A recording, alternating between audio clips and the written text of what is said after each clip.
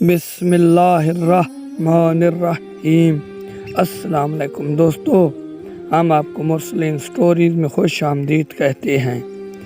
مولوی اسحاق جو کہ مذہبی حلیے میں ایک نفس پرست انسان تھا، دوسروں کی بہو بیٹیوں پر بری نظر رکھتا تھا۔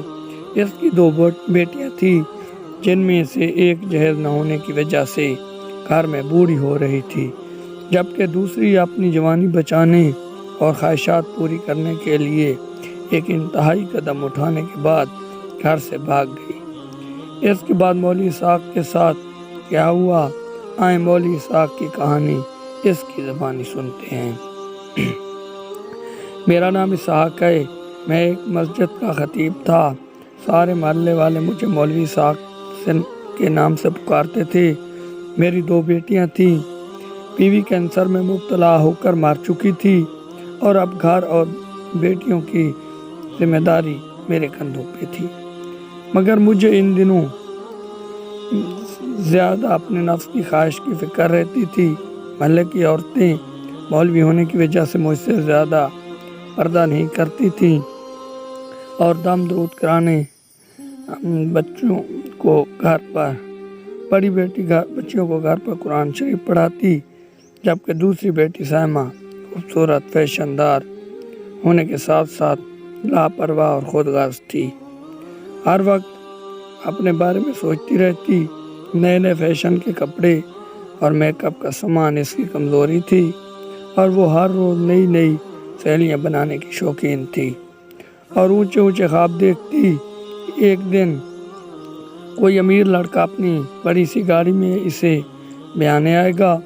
بڑی بہن اسے سمجھاتی تھی، یہ خواب دیکھنا چھوڑ دو، ہم ایک مولوی کی بیٹیاں ہیں جو کسی غریب مولوی کی بیویاں ہی بن سکتی ہیں۔ مگر چھوٹی بہن اپنے خواب پورے کرنے کے لیے کچھ بھی کرنے کو تیار تھی۔ اور پھر ایک دن میری بیٹی سائمہ اپنی نئی سہیلی کے گھر گئی، جہاں اس کی ملاقات اپنی سہیلی کے امیر اور خوبصورت کزن سے ہوئی۔ سہیلی کا کزن بھی اس پر فدا ہو گیا۔ پھر اس کی سہیلی نے اسے اپنے کزن کا نمبر دے کر کہا کہ وہ اس سے ایک بار بات کرے، ورنہ وہ اس کے عشق میں مر جائے گا۔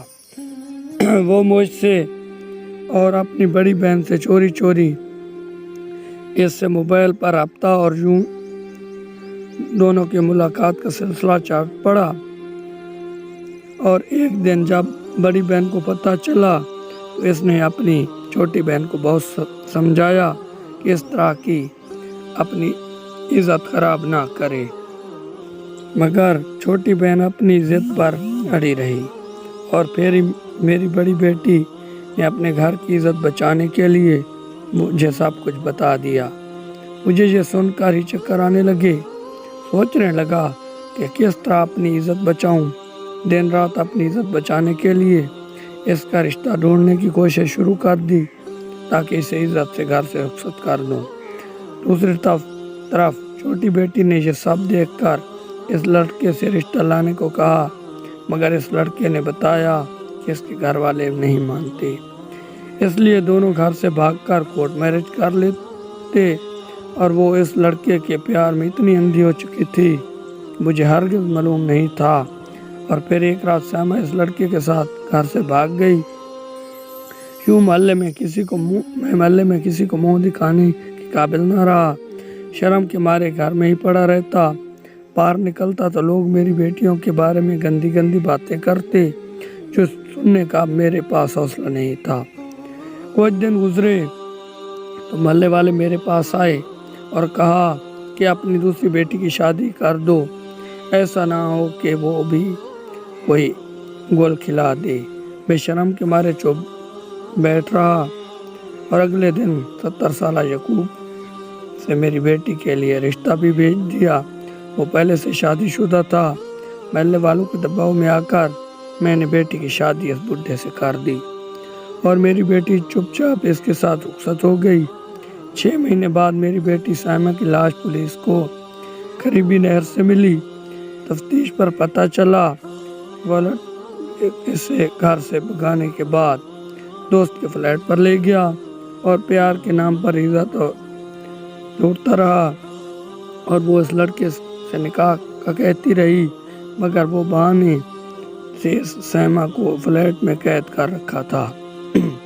لیکن ایک دن وہ موقع پا کر اس قید سے فرار ہو گئی، مگر اسے معلوم تھا کہ اب دنیا اسے جینے نہیں دے گی، اس لیے اس نے قبر میں قریبی نہر میں کود کر جان دے دی۔ اپنی بیٹی کے المناک موت پر میں رو بھی نہ سکا، ابھی اس صدمے سے نکلا بھی نہیں تھا کہ دوسری بیٹی کے ہسپتال پہنچنے کی خبر آ گئی۔ وہ امید سے تھی، مگر یعقوب کی پہلی بیوی نے اسے سیڑھیوں سے دھکا دے کر گرایا، جس کی وجہ سے اس کا بچہ دنیا میں آنے سے پہلے ہی مر گیا۔ یوں میری آنکھوں کے سامنے میری دونوں بیٹیاں اجڑ گئیں اور مجھے گناہوں کی سزا دنیا میں ہی مل گئی۔